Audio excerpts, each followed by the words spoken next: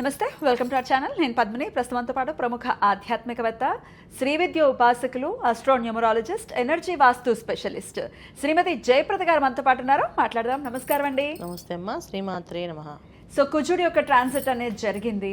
So వృషభ రాశిలోకి వచ్చేసాడు మొత్తానికి కుజుడు.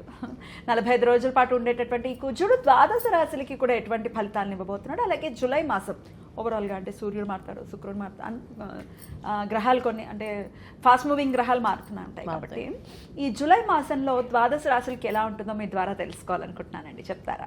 తప్పకుండా అన్న. అయితే ఏంటంటే ఈ సంవత్సరం అంతా కూడా మనకి గురువు కర్కాటక రాశిలో ఉండడం వల్ల, ఉచ్చ స్థితిలో గురువు ఉండడం వల్ల చాలా చాలా యోగమైన మార్గాలు అందరికీ కనిపిస్తాయి.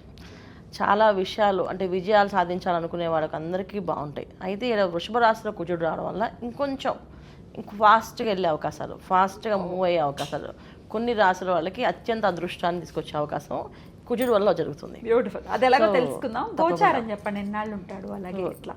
తప్పకుండా. సో గురువు మనకి కర్కాటక రాశిలో ఉన్నారు కనుక మనకు అది తెలిసిన విషయం. శని భగవానుడు మీనరాశిలో ఉన్నారు, రాహు కుంభరాశిలో ఉన్నారు, బుధుడు మనకి జూలై మాసంలో 4వ తారీఖు నుంచి మిథున రాశితో రవితో కలిసి ఉన్నాడు. 16వ తారీఖు వరకు మనకి జూలై 16వ తారీఖు వరకు రవి ఉంటారు. తర్వాత 16 నుంచి మళ్ళీ ఆయన కర్కాటకలో ప్రవేశిస్తారు. అక్కడి నుంచి మళ్ళీ మనకి పుష్కరాలు ఒకటి స్టార్ట్ అవుతుంది. సో ఈ విషయంలో చాలా విశేషం ఏంటంటే గురువు ఉండటము, రవి మార్పు, రవి బుధుడు కలయిక 15 రోజులు ఉండడం వల్ల ఒక అదృష్టం కొన్ని రాసుల వాళ్ళకి. తర్వాత శుక్రుడు కేతుతో కలిసి ఉండడం వల్ల కొన్ని అదృష్టం కొన్ని రాసుల వాళ్ళకి. శుక్రుడు కొనే ఈసారి మనకి మంచి ఫలితాలు ఇస్తున్నాడు.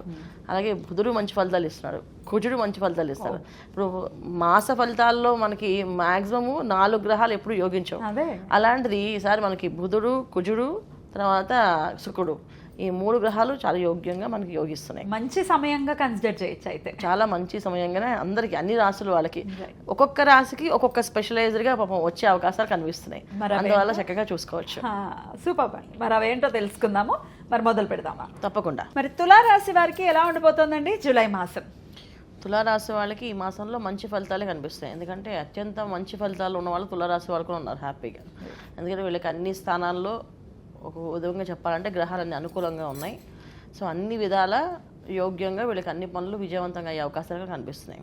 ముఖ్యంగా విద్యార్థులు కానీ, వ్యాపారస్తులు కానీ, ఉద్యోగస్తులు కానీ ఎటువంటి ఆటంకాలు లేకుండా పని ఫాస్ట్గా అయ్యే అవకాశం ఉంది. అష్టమ స్థానంలో కుజుడు ఒక ఇంపాక్ట్ వీళ్ళకి బాగా పనిచేస్తుంది.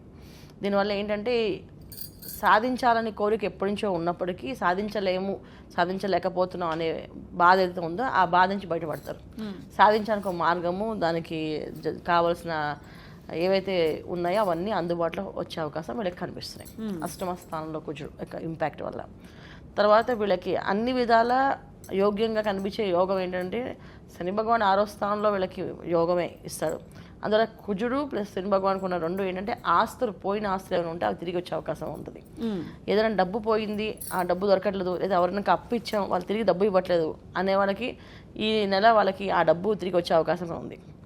అయితే ఇవన్నీ కూడా కొంచెం ఈ మాస ఫలితాల్లో వీళ్ళకి అన్ని అనుకూలంగా ఉన్నప్పటికీ జాతకాల్లో యోగం బాగుంటే ఇవి 100% ఈ మాసం వీళ్ళకి ఒక గోల్డెన్ మాసం అని చెప్పచ్చు, బంగారం లాంటి మాసం అని చెప్పచ్చు. చక్కగా వస్తాయి. సినిమా యాక్టర్స్ కానీ, డైరెక్టర్స్ కానీ ఎవరైనా ఉంటే వాళ్ళకు కూడా కొంచెం ఉన్నతమైన వాళ్ళ పనులు ఫాస్ట్గా ముందుకెళ్ళే అవకాశం, ఇంకా బ్రహ్మాండంగా ముందుకెళ్ళే అవకాశం కనిపిస్తుంది. ఇది గొప్ప విషయం వీళ్ళకి. రైట్. ఆరోగ్యం ఎలా ఉంటుందండి వీళ్ళకి?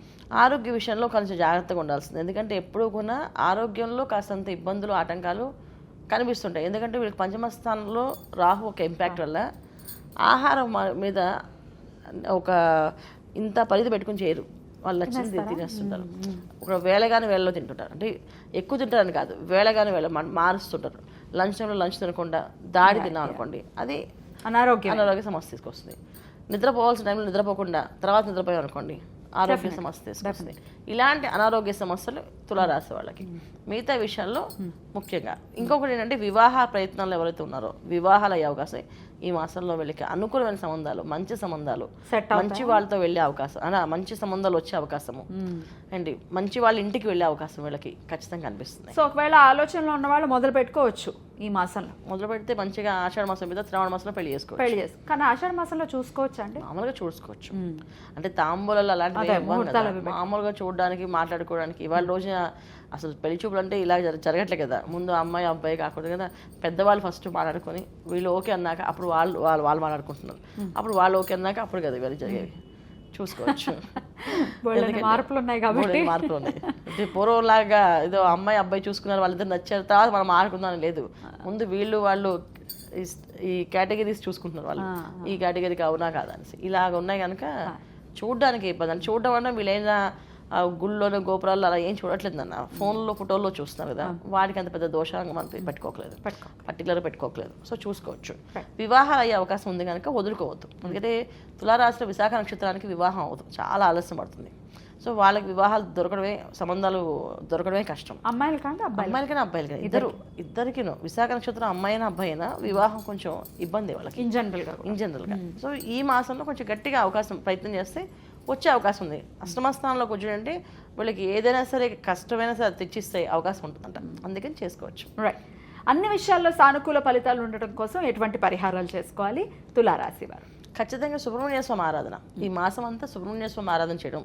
వివాహం కావాలనుకున్న వాళ్ళు ప్రతిరోజు సుబ్రహ్మణ్య స్వామి గుడికి వెళ్ళడం, కాస్త పాలు అక్కడ జంట నాగులు ఉంటాయి కదా మన చెట్ల దగ్గర, అక్కడికి వెళ్ళి ప్రదక్షిణ చేసి 11 ప్రదక్షిణాలు చేసి కాస్త పాలు పోసి దండం పెట్టుకుని రావడము. మంగళవారాలు కందిపప్పుతో వంటకం తింటూ ఉంటే ఈ మాసం అంతా కాస్త అనుకూలమైన పనులు జరిగే అవకాశం ఖచ్చితంగా ఉన్నాయి. చాలా చక్కగా వివరించారండి, కృతజ్ఞతలు. ఇక నెక్స్ట్ వీడియోలో వృశ్చిక రాశి గురించి తెలుసుకుందాం. నమస్కారం అండి. నమస్తే అమ్మా.